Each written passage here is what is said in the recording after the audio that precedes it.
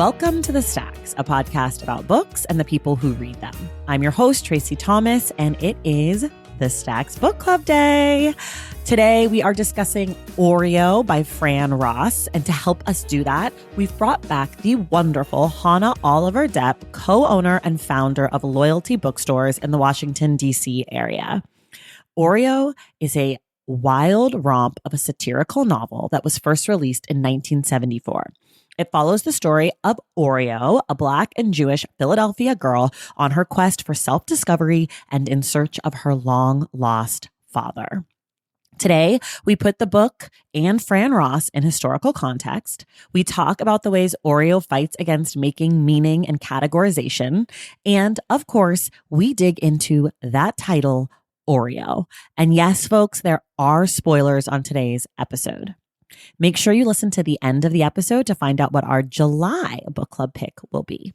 Quick reminder, everything we talk about on each episode of The Stacks can be found in the link in the show notes.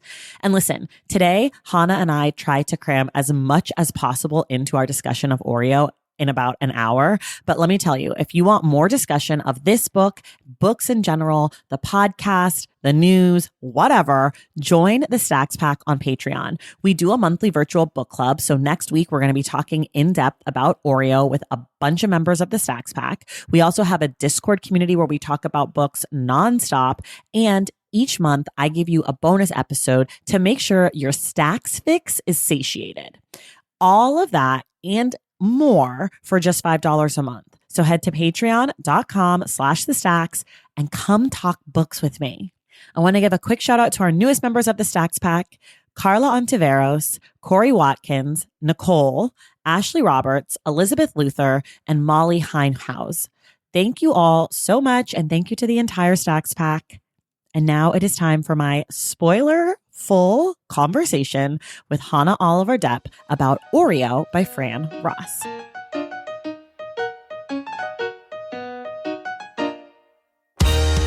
All right, everybody, it is the Stacks Book Club Day. We are discussing Oreo by Fran Ross, this wild satirical novel. To help me do it, thank God, is Hannah Oliver Depp, owner and founder of Loyalty Bookstores in the Washington, D.C. area. Hannah, welcome back. Hi, I'm so happy to be here to talk about this fabulous lunatic experience of a novel. I'm so excited. Okay, before we even dive into the book or give our opinions, I'm going to tell folks at home what the book is about. I'm also going to tell folks right now there will be spoilers. So if you haven't finished the book and you want to be unspoiled, finish the book and then come back. That being said, Oreo is a book about a teenage girl who is nicknamed Oreo.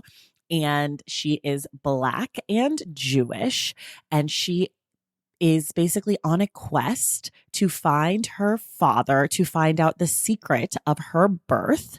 And it is a interpolation of the Theseus Odyssey from classic literature or whatever the fuck. And it's set in Philadelphia and in New York, and it is, and this is probably an understatement, a very wild book. That being said, Hannah, generally, what do you think of Oreo?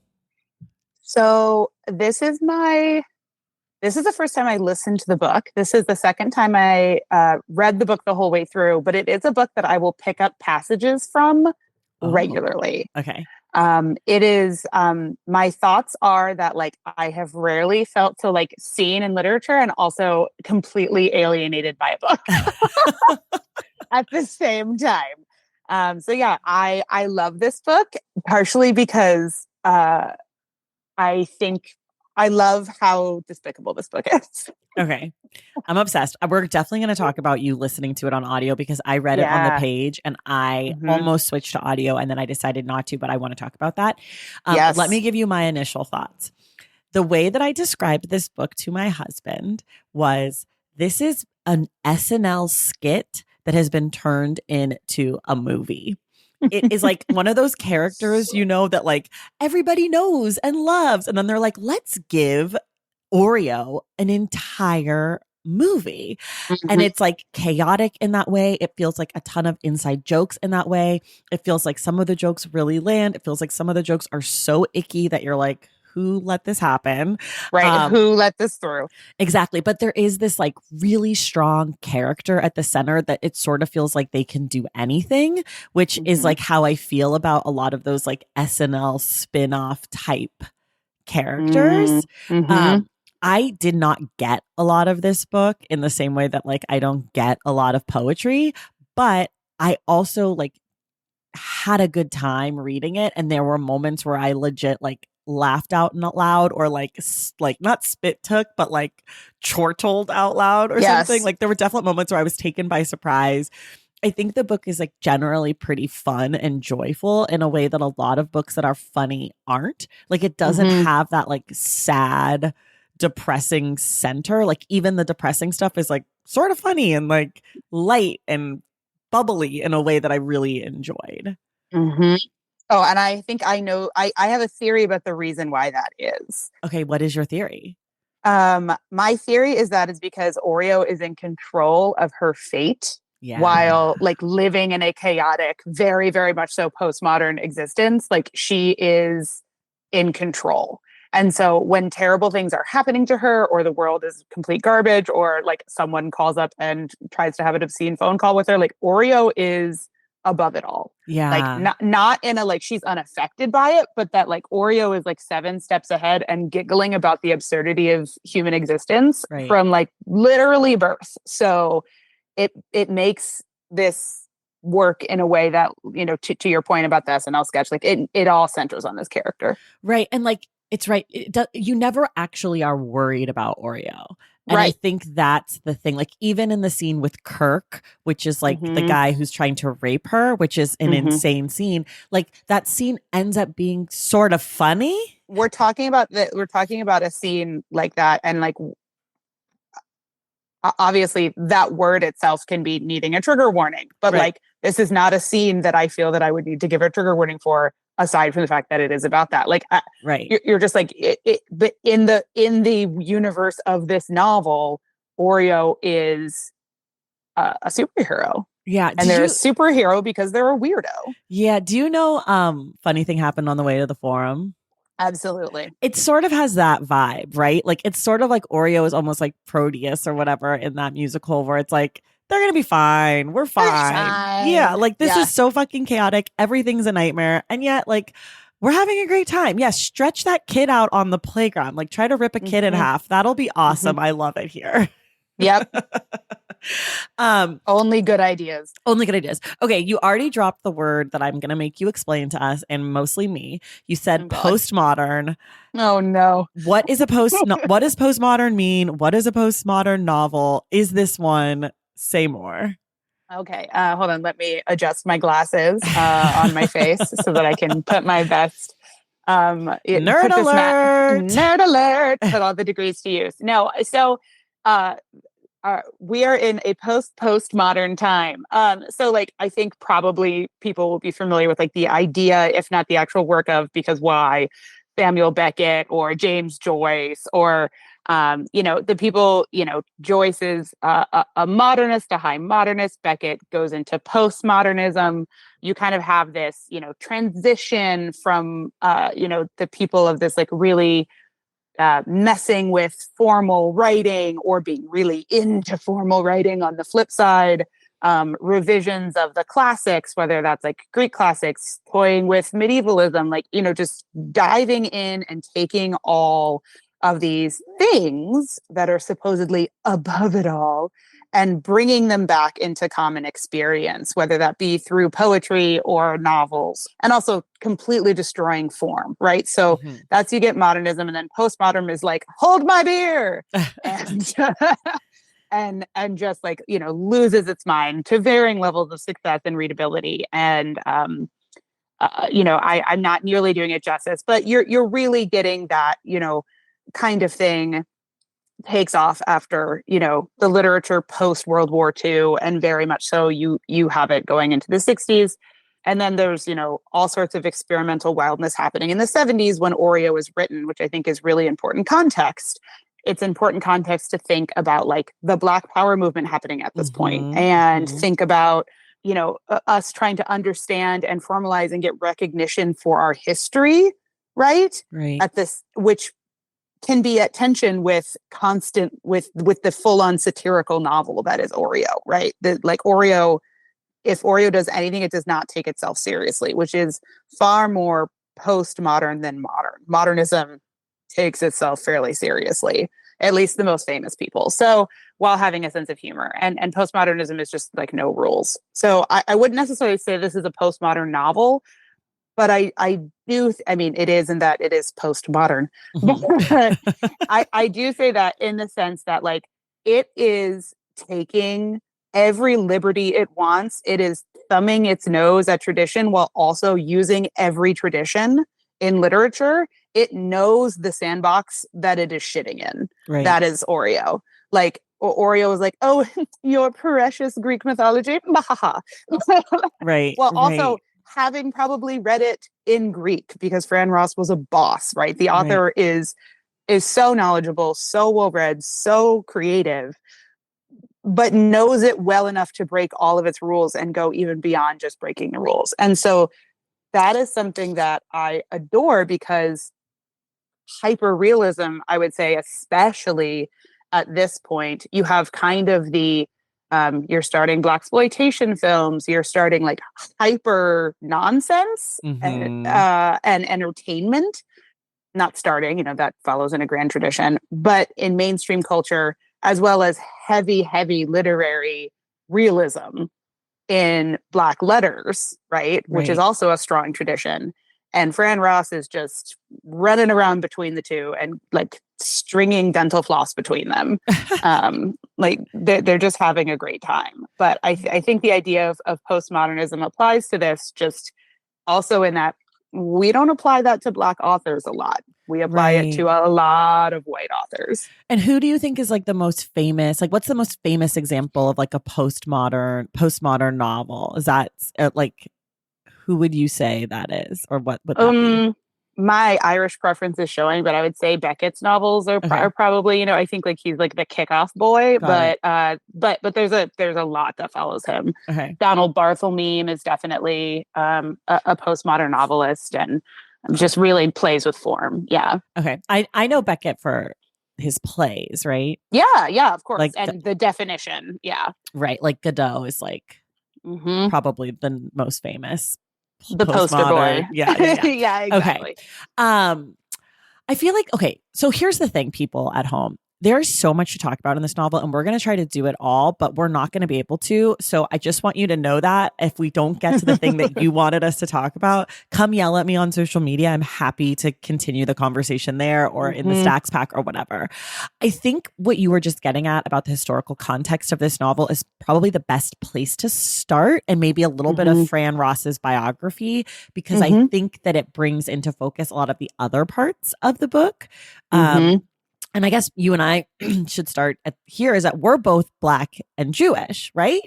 Yes. Yeah. And I like I want to like give context too. And that mine is very like, I grew up in DC. There's Judaism in my adopted family. They don't practice anymore because they got converted to Southern Baptist. And it's been this rediscovery process in my generation. I was raised amongst a lot of Jewish people because, I live in an East Coast city.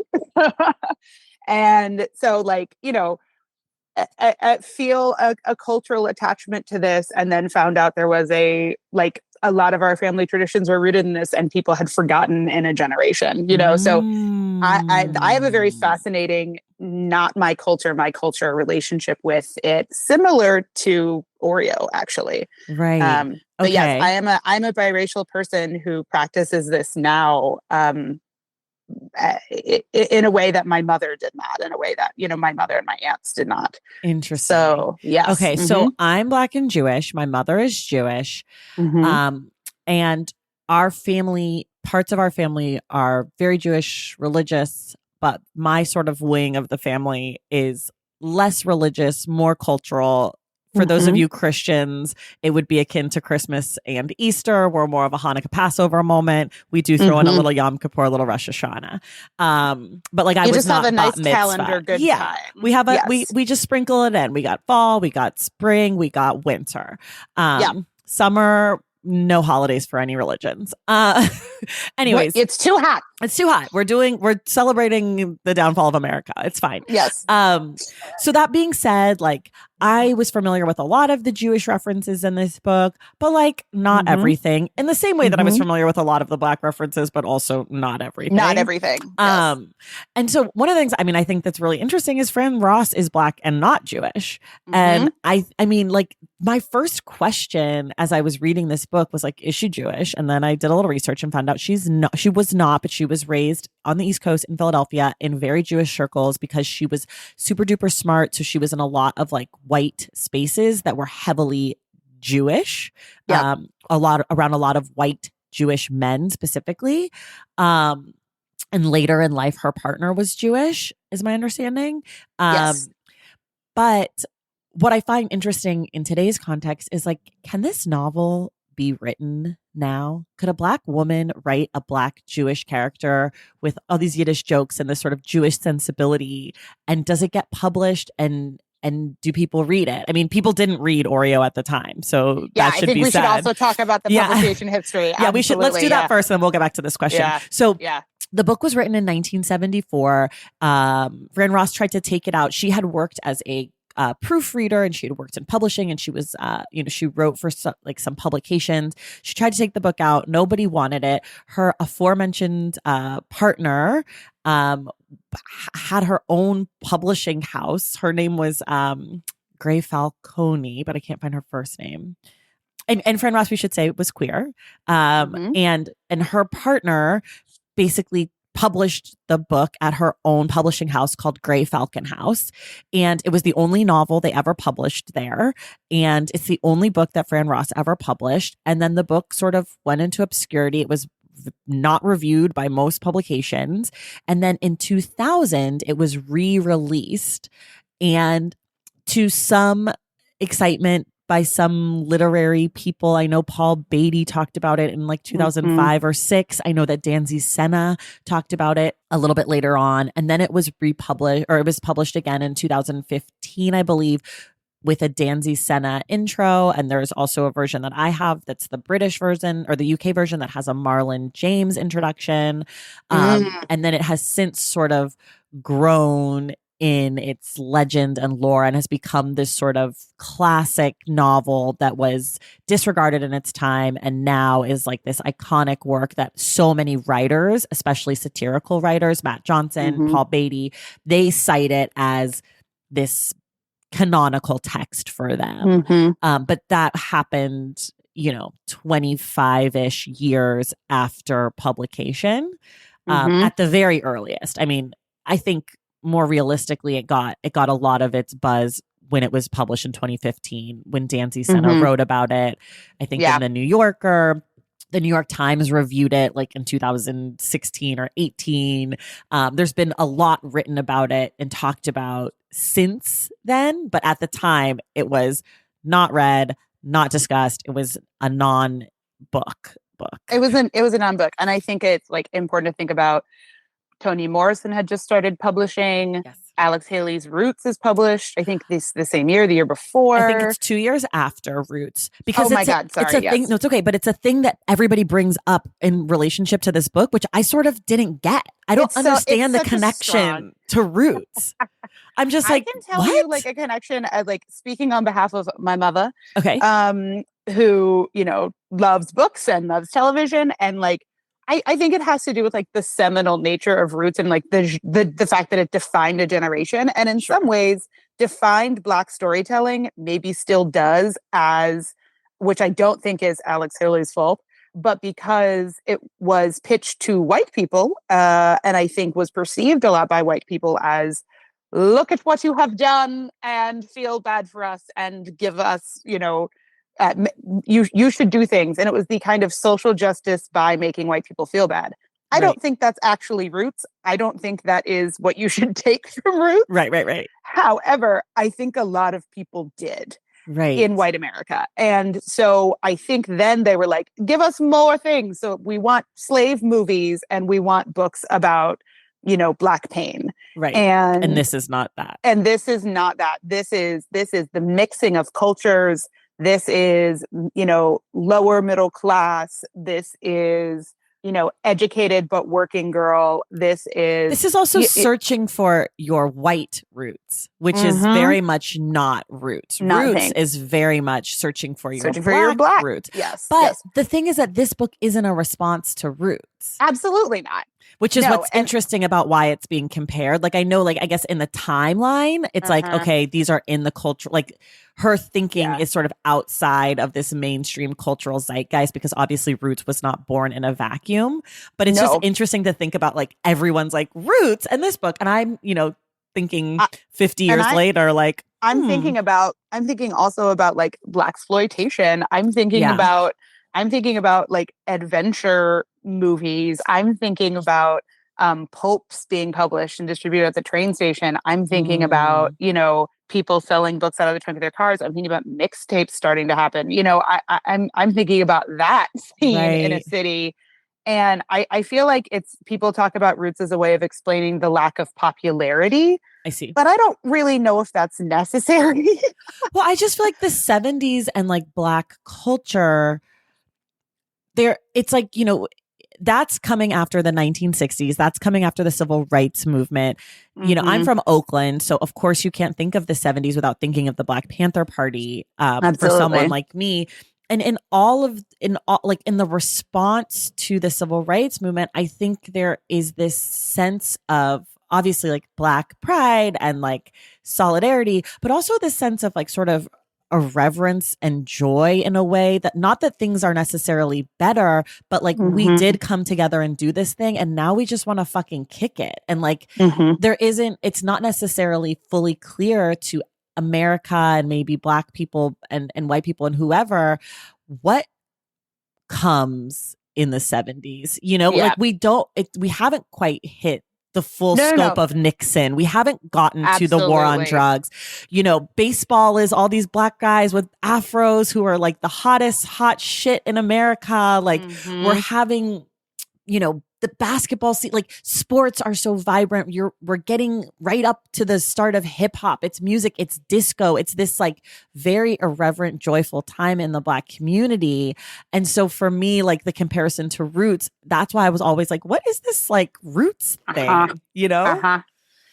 think it's like a generational call out. I think it's trying to give context, but I think you're absolutely right that it is missing so much of the 70s. Right. So much of the 70s. And late 60s and the vibe. This book is a vibe. I hate to immediately say this book is a vibe. This book is a vibe. It's absolutely a vibe. And I think like, so back to my question about like, if this book comes out now and knowing everything we know about Fran Ross, that she is queer, that she is Black, that she is not Jewish, that she's a comedian, I don't know that this book comes out now and is received well. I don't know that it doesn't take another 25 years for someone to look back at Oreo 2023.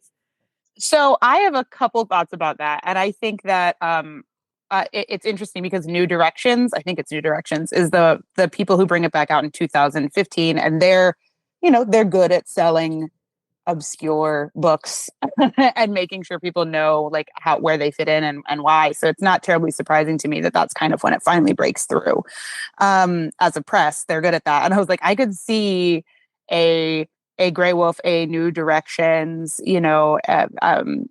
a smaller press with like a literary pedigree for getting into the gray area, being interested in this book. But I see the request being like, can there be a few less moments of anti-Semitism?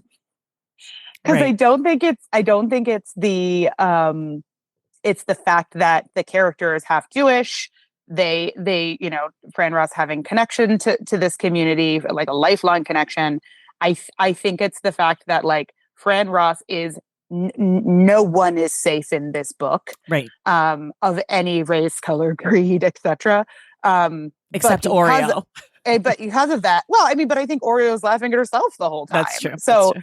I think no one is safe from scathing satire, and therefore, like, there is an argument to be made that like Fran Ross should not be writing this book. Yeah. I think it's fascinating. I think that not to Supreme Court it, but like, you know it when you see it. Does it work or does it not work? And like, that is the ultimate issue with art and identity politics, which this book is skewing the intersection of art and identity politics so hard. And I kind of wish people would talk about that a little bit when comparing it to Roots, because like when capitalism figures out how to make money off of Black people, it always will, right? Yeah. Whether that is through slavery, whether that is through minstrelsy, whether that is through only paying us for stories about our pain, right? Right? Like it will do it. And like this book is just like a giant middle finger to all of that. And there's moments, in fact, in the book where like, or in fact, many moments where Oreo is using that to their advantage. They move their identity along the spectrum in order to take advantage of the situation, and take advantage of the people who see them as a, you know, racial object across the spectrum. And because they can, you know, what we would say code switch, but they can code switch north, south, east, mountain person, you know, different forms of classes within Jewish culture and Black culture, and general white culture. You know, they're not code switching. They are speaking multiple languages. Right. It's a fluency at this point with Oreo. Yes. Yeah. I mean, I think you're so right. And I think like the thing about this book is, even though it has had success recently, it's still not like it's still not a Toni Morrison. It's not this juggernaut of a book. And like, I think part of that is like, I don't think it's as good as Toni Morrison. You know, like I think this book is good in some places. It thinks it is. No, I don't think so either. But I guess what I'm saying is like, even still, this book can't quite be commodified in the ways that like maybe it deserves to be, though it's not as good as, you know, as some of the great literature. But like, it's interesting to think about how, I mean, some of the jokes just don't land. Some of the shit is bad in this book. Like, it's just like not funny. You know what I mean? Like, and it's like, I mean, there is not an editor for this book. No. And I do think I usually, anyone who's talked to me about a large book or most, especially American classics, good God, I'm like, where was the editor? I'm just like running around at everything, asking where was the editor. Most things should be the length of Oreo. Actually, they should be quite short. I don't want to say, you know, editor bad, but I don't think this book would exist if there had been an editor. I don't think so. So in some ways, I'm very grateful. But yeah, not every joke lands. And some of it, I'm like, I'm pretty sure this would have landed to me if I was from this community in the 70s. But this does not go. As someone who's like, you know, I think another fascinating Fran Ross fact is that they wrote for Richard Pryor, right? Not all of Richard Pryor still works. Not all of Richard Pryor was funny at the time. Most of it is more genius than anything else, right? Right, exactly. And so I think there's true moments of genius in here, but in order to achieve that, there's true moments of fail. That's exactly right. I think that's exactly right. Wait, let's take a quick break and then we'll be right back. Valentine's Day is upon us, and I've got love on the brain. Love for books, duh, of course. Hello. Did you forget what podcast you're listening to? I love bringing you all great reads, exclusive author interviews, and behind the scenes book gossip. But I can only do that with your support over on Patreon and Substack. Our Stacks Patreon community, also known as the Stacks Pack, is where you can go for book club meetups, a private, very active Discord, and a year-long mega reading challenge to help you achieve all your reading goals. Plus, you also get that monthly bonus episode. Now, over on the Substack, you can subscribe to my newsletter, Unstacked, where I keep the book conversations going. I also give you a healthy dose of sports and pop culture, definitely some hot takes happening over there. And again, that bonus episode. If you don't have a few dollars to spare, don't worry. There are free options on the Substack and the Patreon to get you a little extra Stacks magic. Making this podcast is a total team effort, and by supporting my Patreon and my Substack, you allow me to support my amazing team that makes the show possible every single week. So if you or your friends are looking to meet other book lovers and support this indie podcast, come hang out with me on Patreon, Substack, or both. I would love to have you. And since we're talking about love, you can gift subscriptions to the Patreon and the Substack for that special reader in your life. For the Stacks Pack, head to patreon.com/thestacks. And for the newsletter, head to traceythomas.substack.com. And also, there are links to both in the show notes. Okay, see you in the Stacks. Okay, I want to talk about, is this a queer novel? Yes. Yes. Okay. I've heard it said that it is, simply on the grounds that Fran Ross is queer. I've heard it said that it is because, she said it was a queer novel. But I'm curious, like, how you read it. You're queer. Like, how does that fit in with your understanding? And then I'll tell you what felt, queer, how the story was queering to me or whatever. Yeah. A couple things. I would sum it up easiest as freedom, baby. This book is, to quote Janelle Monáe, and swear warning, free ass motherfucker. Love. This book is free. This book is freedom. This book is living in a world in which your identity is, you are in control of it and it is not in control of you in the world you live in, right?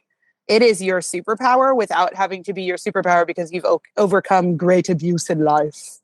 Like, this book is free. So it is queer. It does not care about your structures. It does not care about your labels, except that it uses them to advance its own happiness. So, I mean, this book is borrowing structures. We could go on and on. I mean, you mentioned the Theseus myth.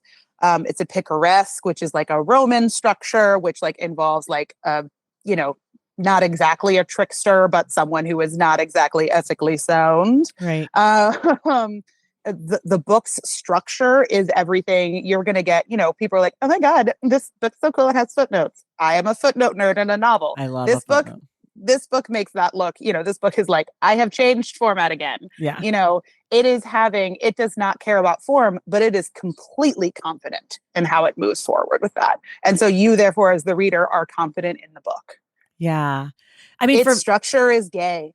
Yeah. I think that's right on. To me, I also think like, in the way that it is queer, it's also similar to the way that it's a feminist novel, like that it's like our lead character is a young girl, teenage girl who is going on a man's journey. I mean, that in and of itself. She's going after discovering her father, not because she has a hole in her life, because she's because she needs a dowry or or to take care of the farm or whatever the fuck women do in these kinds of books where they have to go find their dad.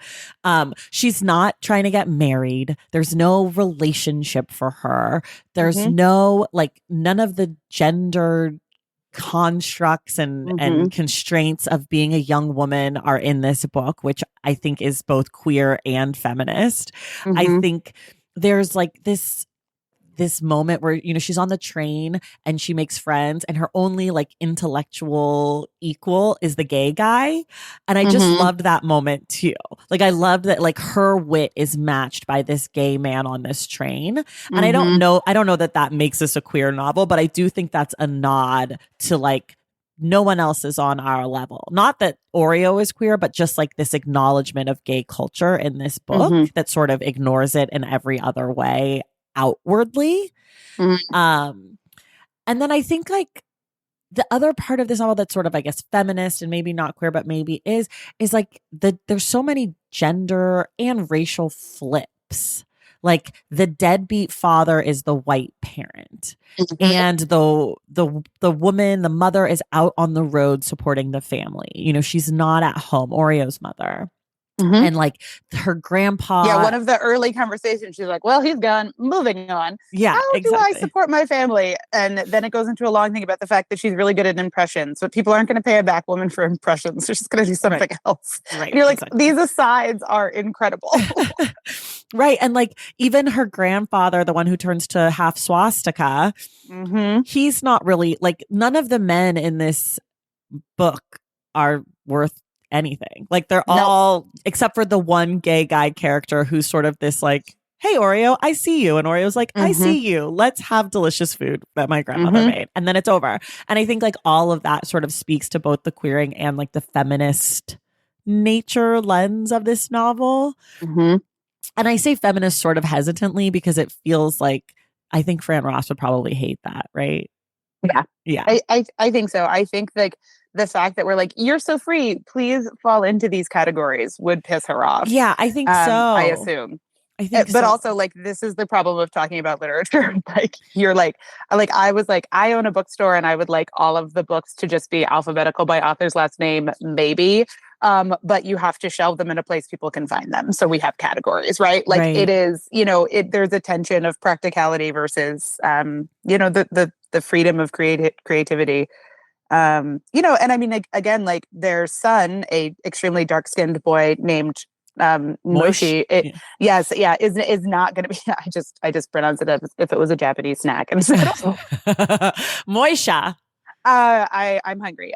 No, he doesn't go on the quest to find his father, even though when the father leaves, it's like ostensibly leaving clues for the son, right? The assumption that it will be the son that comes to find him. The son is not coming to find him. You don't. Jimmy C is just kicking it with his little Winnie the Pooh shit. Oh my God, he's having a great time. Okay. Oh yeah, go ahead. Oh no, I was just going to say, you mentioned very quickly the grandfather who, when he finds out his daughter is gonna marry a Jewish man, has a aneurysm and turns, like, his body freezes in a half swastika. That is one of the funniest ongoing jokes that is also like absolutely not acceptable, right? But like, because it is, it's like, this scholar and me would like to write an essay about racism between minorities, right? Like, this is absolutely like the both of these groups who are ostensibly minorities are furious that their child is marrying outside of their community. And the novel turns both of them into complete ongoing jokes, including the Jewish grandmother who just sort of vaguely is haunting the book and has like no effect and no power because she is voiceless. Which hell of a metaphor. And the also voiceless grandfather whose speech is removed. And you're like, wow, what a powerful statement. But instead of being like, it's a powerful statement and a metaphor about racism dying off and people becoming voiceless and their, the oppressors becoming voiceless and giving room for the oppressed to rise up. No, it's a punchline. It's a half swastika. And Fran Ross will reiterate to you throughout this entire book that these people are just a joke.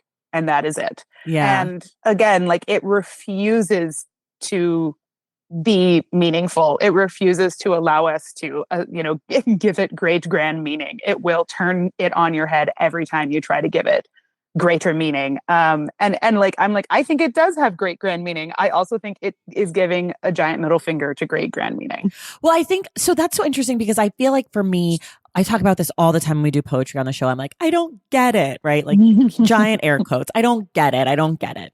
And maybe the air quotes are on get, maybe the air quotes are on it, maybe the air quotes are on get it. I don't know. I still haven't figured that out. But I feel like with this book, there are parts where I was like, I don't get it. And hearing you say like it doesn't have a greater grand meaning, I think maybe like I'm so trained to want to like deep read everything to understand what the author is trying to say, that especially with satire, sometimes I struggle because like sometimes what the author is trying to say is a joke. And like it's not, I mean, and I think there is so much layered in this book. Like, I think there are little tiny hints and tricks and Easter eggs and all these fun things, or maybe afikomen for those of you who follow that tradition of finding finding things for children at the spring holidays. But I feel like there's a bunch of like layered little things like to find in this book, but also, that you're right that like, the bigger it is like, this is a fucking joke and I'm making a mockery of you idiots. And you're going to try to make this book into this thing. And like, actually, it's just a really good time and it's a romp and it's, it's a good hang for 185 pages or whatever. And so that makes me feel better because as I was reading it, I sort of struggled at some parts of like, I don't get it. I'm confused. And also, to be fair, Fran Ross is fucking writing all this wordplay that is so distracting at points. I'm just like, what's happening? What is happening? Yeah. Yeah, I absolutely, yes. And also, yeah, you're overthinking it. Like it is Yeah. 100% okay. Uh, I think also like this is a problem people have with poetry too. Like Yeah. it is, um, you know, and granted, I think like we have made a great error in education by leaning way too hard into like define and dissect the poem, right? Yeah. We talk about like poems are not math problems a lot on this podcast. Like there Yes, isn't an absolutely. answer. Like feel the feels you feel when you read the poem and move Yeah. on with your day. Yeah. And as someone who loves to like dissect a book and a poem and play any piece of writing or Yes. performance, Same. I also am like surrender Dorothy. Like Yeah. go with it. Like the author is in charge. They know what the frick they're doing and like let it go. And I have to tell myself that all the time while reading. And that's, I think, one of the reasons I love this book because, like, yeah, you can't figure it out. Yeah. Yeah. And there's like always going to be something. And again, like the Easter eggs aren't necessarily the big thing. Those are just like fun things. And I think like in a movie, when I'm watching something, I can appreciate that more. But when I'm reading in a book, I think that I give too much weight to every little thing. And it's like I'm trying to figure out too much. But like, you know, like in a movie, like in a Pixar movie, when they have a nod to like a freeway in Oakland, I'm not like, what does that mean? I'm just like, oh, that's 580. Cool. And like I move on with my day. But in a book, Mm-hmm. I would be like, 580. What do those numbers mean? 580. Okay. That like, you know, and like I do this whole big song and dance, and it's literally just like a, hey, cool, I see you. So I definitely think that that was a little bit of like a struggle for me just reading this book.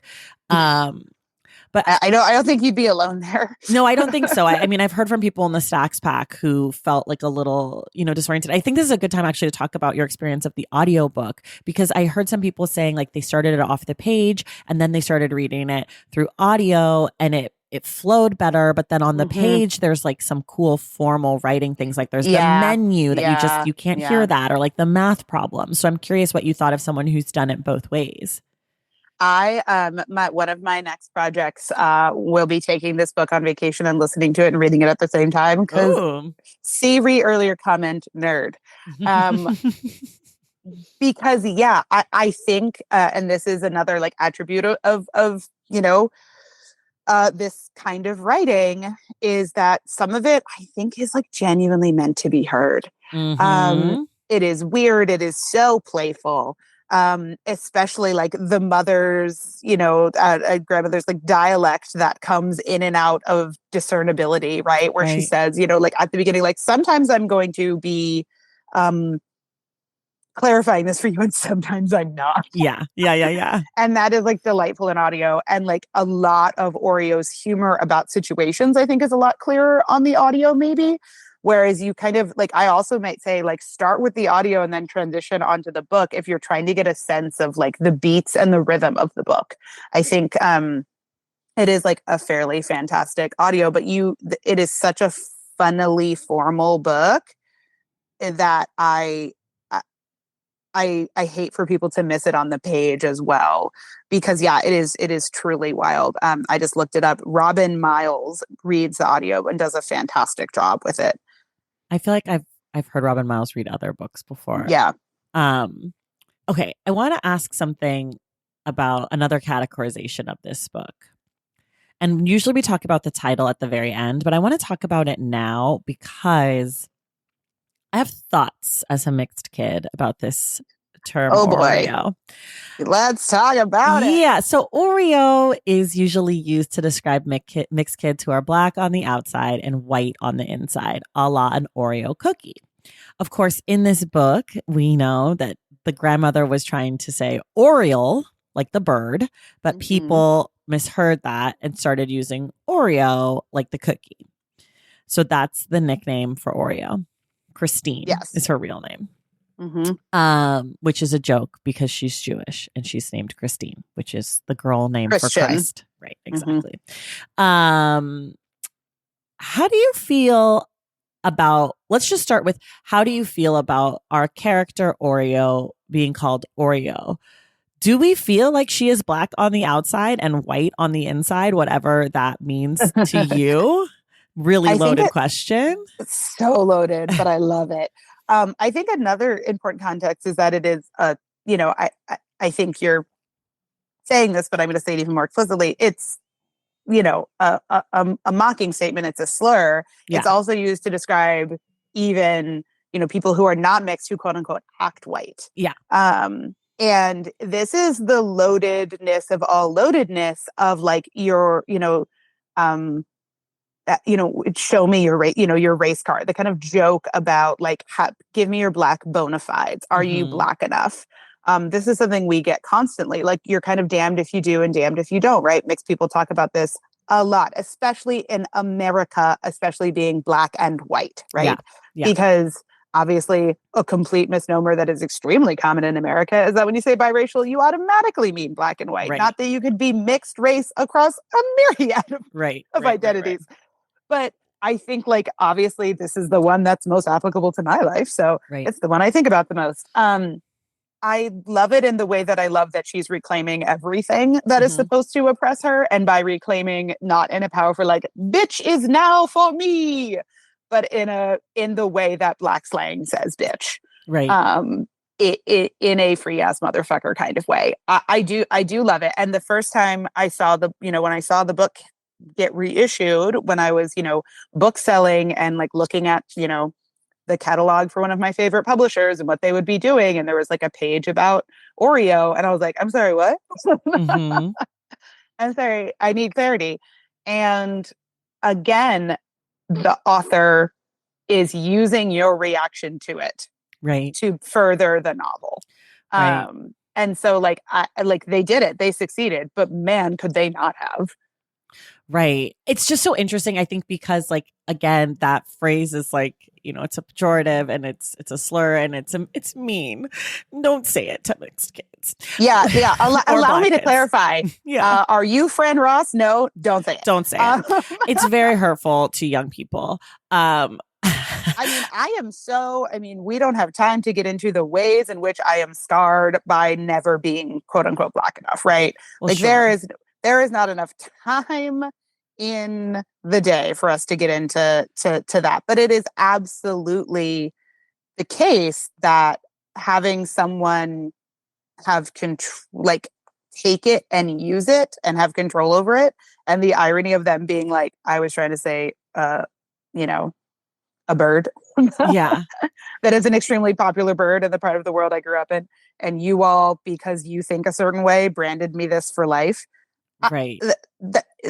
Again, truly powerful, truly hilarious, but not necessarily reassuring if that like moniker is flying out on the street. Exactly. And like for our character Oreo, it's just like, it's so it actually makes no sense, the nickname for her, because she's such a chameleon, right? Like we talked about before, she takes on so many different roles and personas and class and race and all of this stuff. I mean, like the Passover infomercial or commercial audio voiceover that she does, with her perfect understanding of Jewish language and experience. And then she pretends to be a black maid to get into the Jewish household. And like, she is all things for all audiences, right? Like throughout the book. And that part of it, I just find to be so interesting, because the term Oreo, when used in real life, is like basically saying the exact opposite. You will never fit in black spaces because you're too white, and you will never fit in white spaces because you are too black. And to be clear, they're not saying fit in is correct, but I think what they're saying, you will not belong. Well, right. Belong. Yeah. But Oreo doesn't belong. Oreo doesn't belong anywhere, but that's not because she doesn't. I think Oreo doesn't belong because she's better than all classification. Like she is our prodigy. Like we said at the beginning, we're never worried for Oreo because she's always like 7 steps ahead. I think Oreo doesn't belong because she's the smartest person in every room and the strongest person and the most thoughtful and the most trickster and the most whatever thing in every single room. I also think that Oreo is probably a really lonely child. But I also think these things are not contradictory, Tracy. Like, no. I think that is like, Oreo does not belong. Oreo's definitely like raised lonely. They don't have someone to like match them. Oreo does not belong to like the society she floats in and out of and is always kind of above and floating above, but it's because she's an Oreo. And it's that externalness, it's that quote unquote otherness. I knew I was going to say it eventually. Good God, help us all. It is that like otherness that like is both what makes Oreo like Oreo, and also what makes everyone therefore underestimate Oreo and allow her to do what she does in life. Yeah. I think like that is why I identified with this character, because I was like, you all just thought this was a bad thing, and like I had to understand my identity immediately. Right. Okay, but as a mixed kid, did you think that being mixed was a bad thing? I mean, I know No. that you were also adopted, and so there's this whole other like complicating factor. But did you ever think like I thought other people did, and that was weird.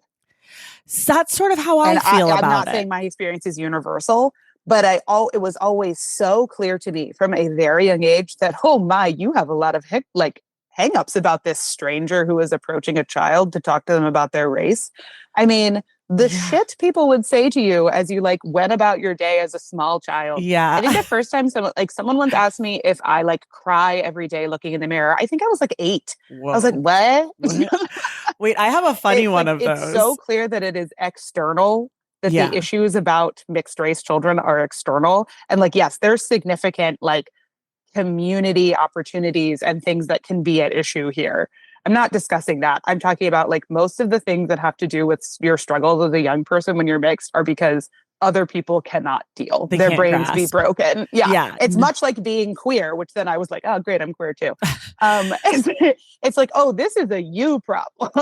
Totally. I mean, that's how I felt about it as a kid too, is I never quite understood why people like, I was like, okay, I guess I'm not black enough or white. Yeah. Like I get, like, I don't know. And so that's why like I still struggle like with the boxes. Like, what do you check? You know, because it's like I'm black and I identify as black, but also like when given an opportunity to check a box, I do try to check both because I am both. So many boxes. Yeah. Yeah. And I think you and I are both highly aware of the level of privilege we walk through the world with, and that it is like insane. And so does Oreo. Like Oreo has and is aware. Like Oreo's not walking around in 1970 being like, my privilege allows me to chameleon in this room. Right. But like it is both the oppression and the privilege go hand in hand. And like you got to live with that and use it to make life happen. That's exactly right. Because the proximity to whiteness is both a gift and a curse, right? And absolutely. Like, that's the whole part of being mixed is like you get privilege and you also get shit on in a lot of ways. And like neither outweighs the other in any given moment. But in certain moments, one often does outweigh the other. And you just have to take the good with the bad. And like, I mean, like that, obviously colorism is a huge part of that conversation.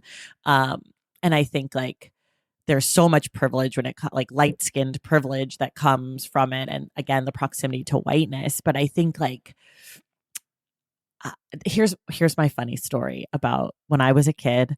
We were at Lake Tahoe and this little girl, maybe not little, she was a teenager. I was a little girl. I was like 6. And she came up to me and she was like, what's your heritage? And I said, oh, I just got my hair cut last week. Which honestly is like the greatest fucking comeback to what are you ever? But I didn't even know. So jealous. I'm so jealous. I never said that. Well, first of all, who the fuck says heritage? It was the 90s. Like what, bitch? I don't know. I'm 6. What's my heritage? If someone said that to me now, I'd be like, go away. I'd be like, this I don't is what know. I would say now. I would say go away. Yeah, but I was like, I got my hair cut last week. Oh my God, adorable. Anyways, I was a genius. I was an Oreo. I was a young Oreo. Truly. I used to point, I have a birthmark on my arm and it is like, looks like a paint splotch. And one is very, very white. And one is a little like black chocolate mark. And I thought for so long of my childhood, that's what people meant. Because like it never occurred to me that people would just be like walking around talking about the full skin of my body.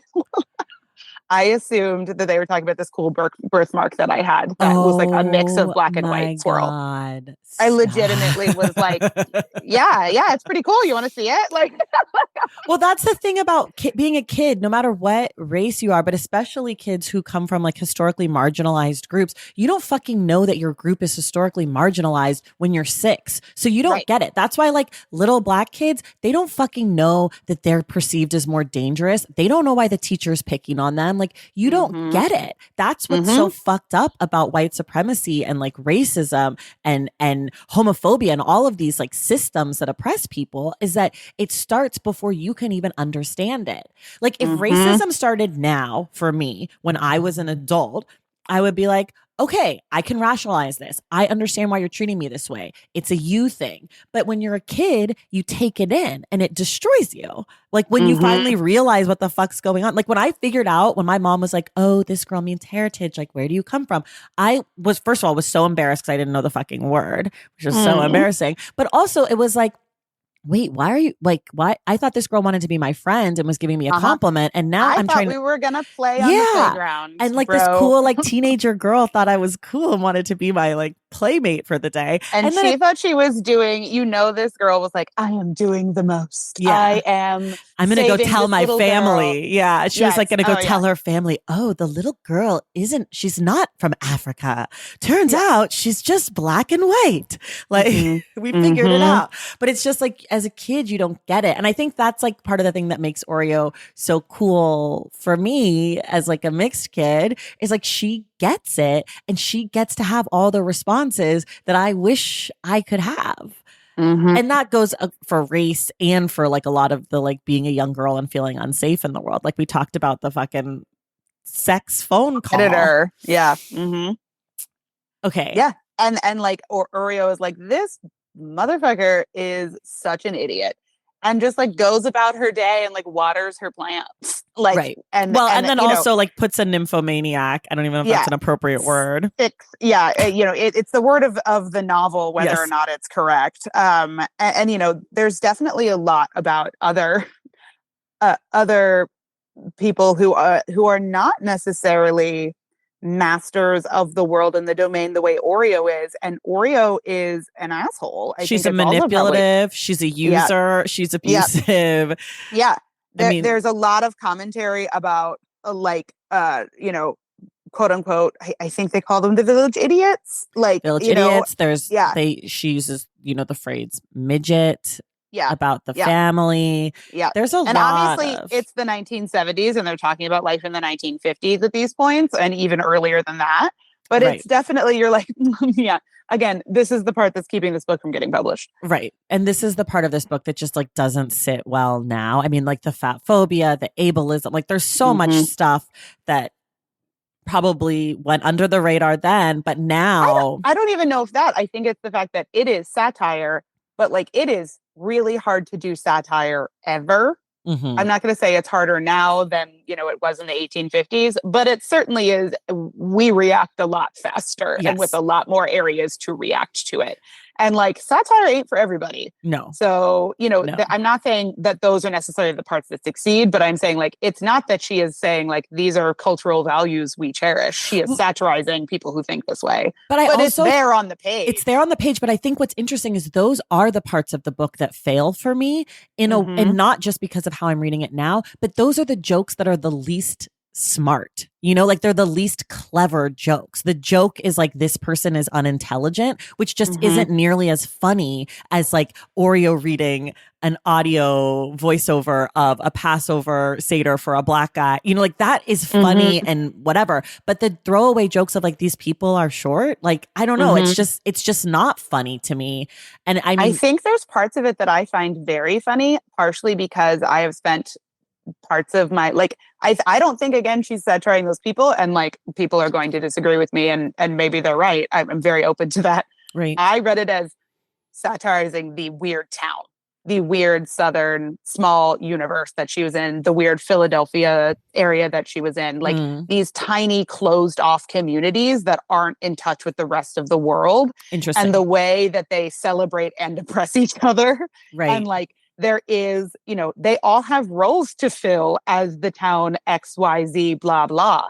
And like if you are in a small town, whether it is 6 blocks of your neighborhood in a city or these like 10 farms that are strung together, like when you're in a small semi-trapped interlocked community, those like roles are like every town has them. They are the same. It's actually what unites people across many, many different identities is that everybody's got aunties and everybody's got the person in town where like, oh, buddy. Yeah. And I'm not saying it succeeds every time, but when it does succeed, I think it is satiring the town and not the person, and not mocking the person. I agree with that. I mean, I think like where it did work for me, and maybe that also speaks to like with satire, it's like also you have to meet it where you are, and sometimes you have to have experience. Yeah, sometimes. Exactly. So like, there's the story of the Whitehall town, which is an all black town that doesn't want any white people, and they do to white people what white people have done for years and years and years and years to black people, and like they make this community, and like that part I like chuckled at because I'm like, oh, I see what you're doing here,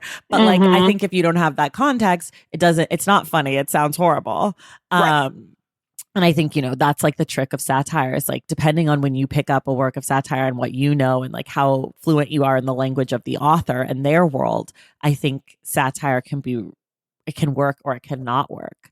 Like I think about like a book like The Trees, which to me is like brilliant satire, but it's because I'm so familiar with the Emmett Till lynching as part of American fabric in a way that I don't know if it was set in another country about a different type of violence toward a different community, it would work at all to me. Yeah. Absolutely. We're almost out of time. I have to ask you a question about the plot. We didn't really talk about the plot much. It's whatever. I don't know. Because the plot doesn't matter. The plot doesn't matter. I think with like surrendering to not necessarily catching every reference, like know that like, actually, there's a lot of plot. A lot happens in this book. If you're someone who's like, I hate books that don't have anything happen. Oh, so much happens. So much happens. It's just like, this is one of the forms of the novel that Fran Ross is playing in. Is part of it is that the person is like the same at the beginning as they are at the end of the novel. You are just like along for the ride as they experience life. Totally. And so like, yeah, we're not learning lessons in Oreo. No, there's not a ton of character development for Oreo. But here's my question. What is the secret of her birth? I have an idea of what I thought that I read, but I don't actually know what the secret of her birth was. I don't know. I've never known. My theory is, I think I already gave it away, of like them being a superhero, but I thought the secret was that the father was like couldn't impregnate the mother. And so they like went to like some sort of IVF situation, and she was like turkey-based implanted. Basically her father was her father, but not but he wasn't a man, essentially. It's the idea of like Macbeth. Like, I'm born of no woman. Yes. I think that there's not the secret that the character is, I think some readings of it that I just kind of immediately dismiss is that her father's not her father, meaning that like she's secretly all black or secretly there was a different Jewish guy involved. No. I find those very like lazy. But yeah, I think again, like, I think there's just otherness piled on top of otherness for Oreo. And like the secret is that she is dope. Yeah. Okay. Well, I read the secret that she was some sort of IVF baby, which like you're saying is the Macbeth thing of like previous. Yeah. Previous cesarean section means that you're not. Yeah, exactly. Of woman born. Exactly. Okay. Not of man sired. She's free from man. Okay, I feel better because that's what I had picked up, but then I was like, did I miss the whole I read it like 3 times. Like, did I miss the whole secret? Okay, the title and the cover. So we did title already. Do you have the hot pink cover with like the 2 black circles and then the? Yeah. I have the 2015 cover. Yeah, I have the British one, which is the exact same one, except for instead of saying like with an introduction by Dancy Senna, it's Marlon James, but the cover looks exactly the same. I think the cover's fine. I don't think it's as fun or playful or like interesting as the book is inside. And I looked at some of the older covers, and there's some like really weird ones, like and cool ones. And there's one. I know. I think it should be cooler. I think it needs a Jewish star. I'm sorry. I think it needs afro and a Jewish star or a mezuzah or something. It needs something. It needs a mezuzah. It needs a mezuzah. I think that I think that it needs.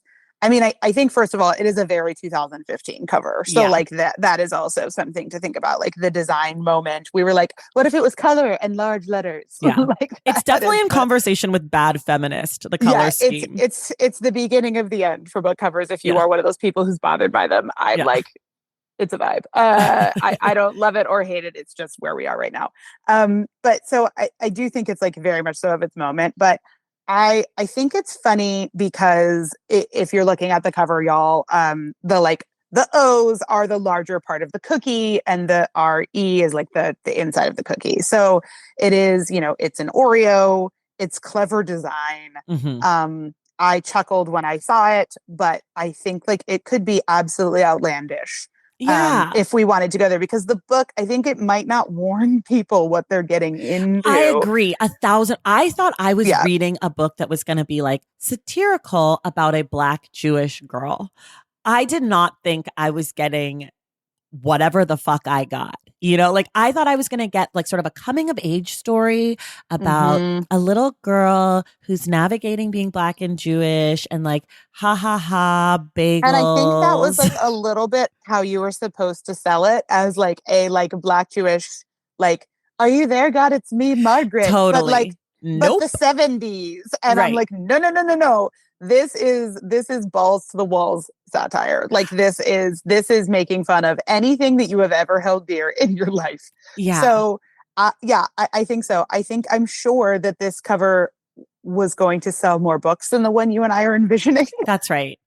I think there's maybe something in between what we got and what you and I are envisioning that like is clever, but like also hints at something like this. You know what this cover also reminds me of a little bit is the cover for Push by Sapphire. Yeah. Oh, interesting. I actually used to get these books a little bit confused because I think the covers are kind of similar. Oh my God. I never even thought of that, but I think you're right. If anyone reads the Danzy Sana New Yorker excerpt, which is also like the kind of the introduction to it, there is a graphic at the top of that, which I was going to mention to you by like Roman Muradov, and I love it. It is like a woman who's like, half Black, half white, but like literally down the line. Oh, and like walking through like what looks like, Philadelphia back street with like shady characters poking out, and she's grinning as she like walks. And it like it's not perfect, but it has the humor, I think, of the book a little bit more than this cover does. I love that.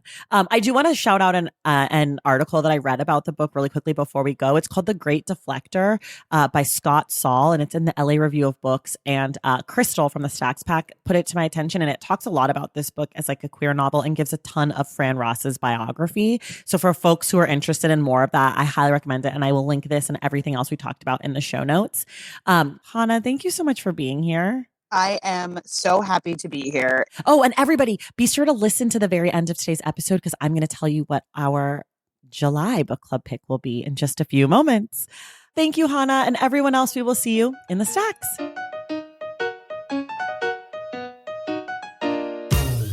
All right, y'all, that does it for us today. Thank you so much for listening. And thank you again to Hannah Oliver Depp for being our guest. All right, y'all, drum roll, please. The Stacks Book Club July 2023 pick is Watchmen by Alan Moore and Dave Gibbons. Yes, that Watchmen, the comic book series that has been adapted into the HBO series that many of us love and know. We will be discussing the book on Wednesday, July 26th. And you can tune in next week to find out who our guest will be. If you love the show and you want inside access to it, head to patreon.com/thestacks and join the Stacks Pack. Make sure you're subscribed to the Stacks wherever you listen to your podcasts. And if you're listening through Apple Podcasts, be sure to leave us a rating and a review. For more from the Stacks, follow us on social media at the Stacks Pod on Instagram and TikTok, and the Stacks Pod _ on Twitter. And you can check out our website, thestackspodcast.com. This episode of The Stacks was edited by Christian Duenas with production assistance from Lauren Tyree. Our graphic designer is Robin McCrite, and our theme music is from Tigirigis. The Stacks is created and produced by me, Tracy Thomas.